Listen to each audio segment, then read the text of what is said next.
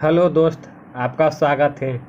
आज हम ALP CB2 का 20 क्वेश्चन लेके आए हैं जो कि बेसिक साइंस इंजीनियरिंग ड्राइंग का है। चलते क्वेश्चन पर आते हैं।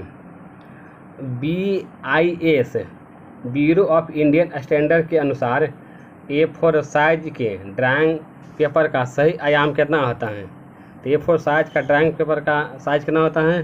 तो 210 × 497 mm होता है। छिपे हुए भाग को आप भीतरी कोनों को दर्शाने के लिए किस प्रकार रेखा का प्रयोग करते हैं? छिपे हुए भाग को आप भीतरी कोनों को दर्शाने के लिए किस प्रकार रेखा का प्रयोग करते हैं?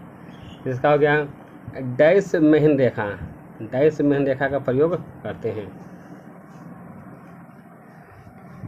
निम्नलिखित में कौन सा उपकरण 15 डिग्री के गुणांक के कोण में बनाने के लिए सेट स्क्वायर के साथ प्रयोग किया जाता है?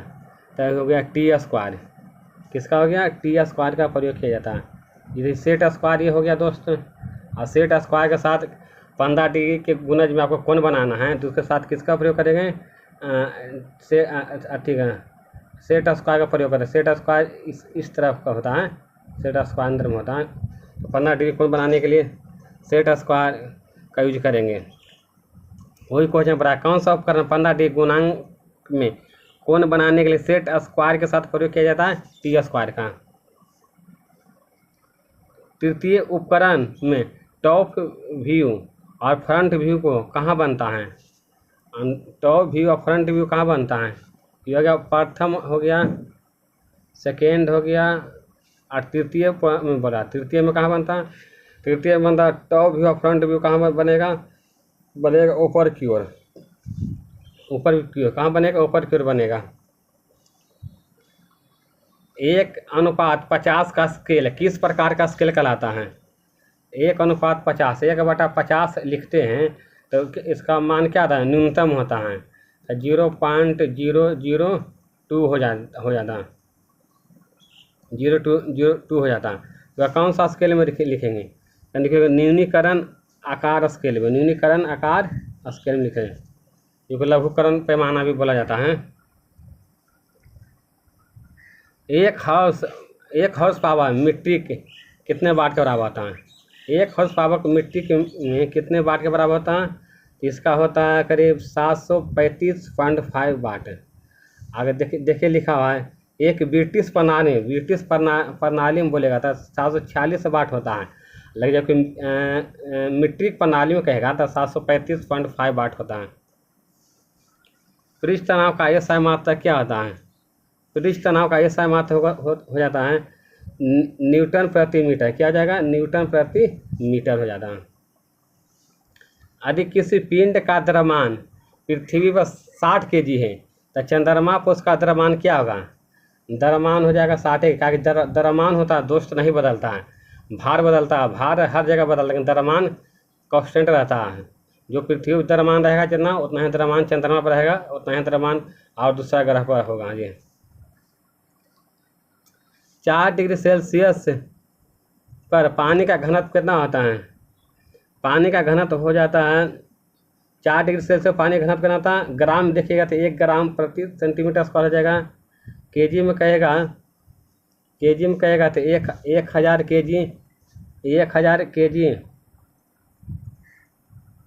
प्रति मीटर क्यूब कहेगा। अगर अथी में कहेगा 10⁻³ भी कर सकते हैं, 10⁻³ kg प्रति मीटर भी कहते हैं, यानी सभी हो जाएगा।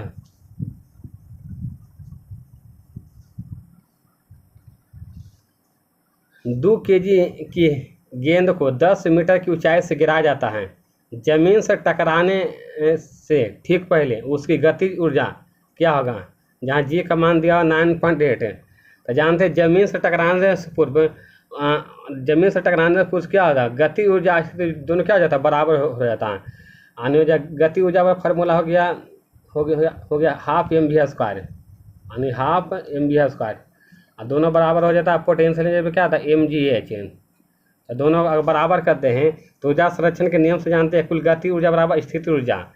तो इसका द्रव्यमान कितना हो गया? द्रव्यमान हो गया 2 kg हो गया, और उसका द्रव्यमान हो गया 2 kg हो गया, ऊंचाई हो गया 10 मीटर हो गया, और जी का मान क्या? 9.8 इसका सोल्यूशन करेंगे तो कितना हो जाएगा, सोल्यूशन करेंगे तो 96 जूल हो जाएगा। ताकि दोनों बराबर हो जाता है, स्थिति ऊर्जा गति ऊर्जा दोनों बराबर हो जाता है पृथ्वी पर टकराने से पहले। किसी वस्तु का संवेग दुगना कर दिया जाए तो उसकी गति ऊर्जा कितने गुना हो जाएगा, तो गति ऊर्जा हो जाएगा कितना गुना हो जाएगा, 4 गुना हो जाएगा। जिसे संवेग बराबर काइनेटिक एनर्जी का फार्मूला क्या आता है, काइनेटिक एनर्जी बराबर होता है P²/2m। इसका संवेग अगर दुगना कर दिया, संवेग हो जाएगा जिसे 1 उसका दुगना करे तो 2 होता है, 2 का स्क्वायर क्या हो जाएगा, 4 हो जाएगा। आई संवेग क्या होगा, आई हो जाएगा 2 हो गया, द्रव्यमान 1 रह जाएगा हो जाएगा, तो इसका क्या हो जाएगा 2 दूनी 4।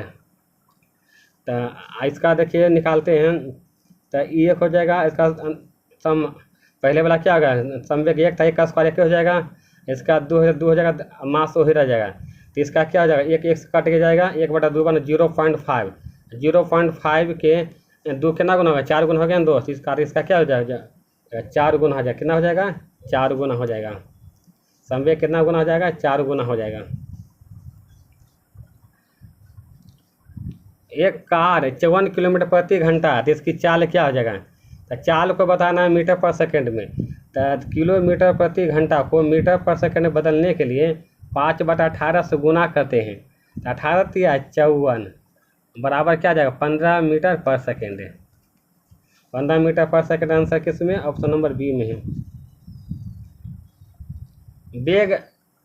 वेग समय ग्राफ का ढाल क्या होगा, वेग समय ग्राफ का ढाल क्या हो जाता है, हो गया वेग हो गया, ये हो गया टाइम हो गया, इसका हो गया देखिए 1 2 3 1 2 3।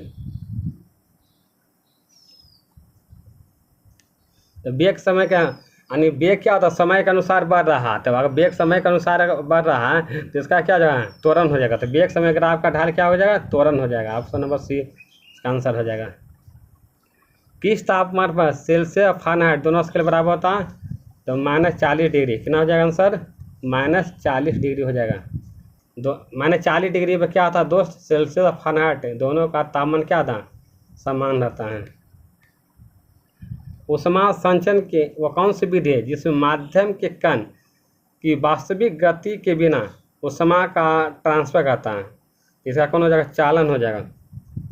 चालन क्या था, माध्यम का जो चालन जो होता है, माध्यम कण क्या होता हो जाता है, माध्यम कण स्पर्श होकर जाते हैं। चालन का तो माध्यम कण स्पर्श होकर जाते हैं, लेकिन संवहन में हो जाता है ऊष्मा कण क्या होता है, ऊष्मा का जो संवहन में जो ऊष्मा का जो कण होता है उसमें होता है, उसका कण क्या था, गति के रूप में संवहन होता है। तो हो जाएगा द्रव हो जाएगा, द्रव ऊष्मा का संवहन हो जाएगा, गति के रूप में करता है। अब विकिरण में ऊष्मा का जो विकिरण जो होता है, ऊष्मा जो कण होता है उसमें रेडियो के रूप में उत्सर्जित किया जाता है। इसका आंसर क्या हो जाएगा, चालन हो जाएगा।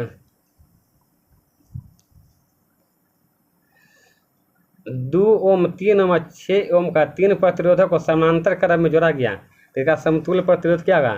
तो समतुल्य प्रतिरोध वाला फॉर्मूला होता है 1/R1 बराबर समतुल्य प्रतिरोध में जब समानांतर क्रम जोड़ना है तो समतुल्य प्रतिरोध क्या आता है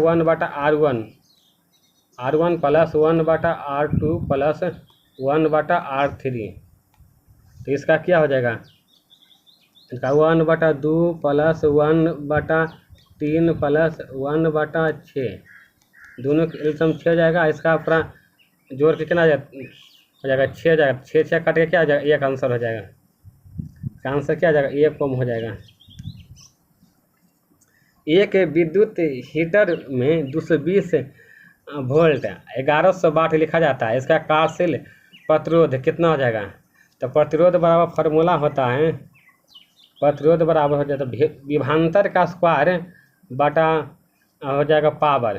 तो विभवांतर का स्क्वायर, विभवांतर कितना दिया है, तो विभवांतर का स्क्वायर कहते हैं 220 गुने 220 और पावर कितना 1100 वाट हो गया। 2 शून्य से 2 शून्य काट देंगे, 11 दूनी 22 तो बैदूनी 44 आ जाएगा, बैदूनी 44 ओम हो जाएगा, इसका प्रतिरोध हो जाएगा। एक प्रथम श्रेणी में आलम्ब कहाँ रखा जाता है, प्रथम श्रेणी में अलम रखा जाता है आयास और भार के बीच में, आयास और भार के बीच में। और द्वितीय श्रेणी में भार कहाँ रखा जाता है?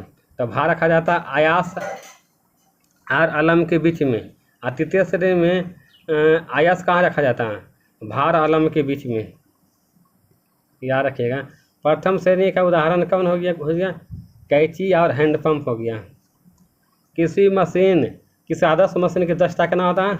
100% होता है। आदर्श मशीन की दक्षता कितना होता है? 100% होता है। बिजली से लगी आग को बुझाने के लिए किस प्रकार के अग्निशामक का प्रयोग किया जाता है? Carbon dioxide, carbon dioxide. 20 question का ही सीरीज लेके आए हैं। आगे अच्छा रिस्पॉन्स रहता तो आगे भी क्वेश्चन लेके आ सकते हैं।